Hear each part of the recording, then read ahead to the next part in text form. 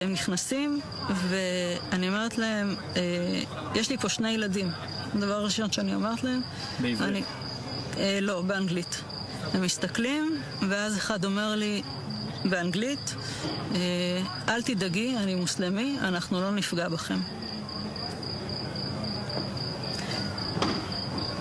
זה תפס אותי מצד אחד בהפתעה, מצד שני זה הוריד לי הרבה לחץ. וישבתי עם הילדים שלי, והמחבלים הביאו כיסא מהפינת אוכל.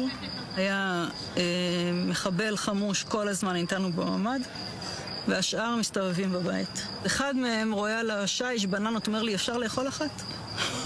אמרתי לו, כן, אתה יכול לאכול אחת. מה הילדים אומרים? הגדול קצת יותר נלחץ. הקטנה לא ממש הזיז לה, הייתה עסוקה בטאבלט שלה. הם היו אצלי בערך 2 שעתיים. בסוף 2 שעתיים האלה אחד מהם סוגר לי את דלת הממ"ד והם יוצאים. זהו. וזהו.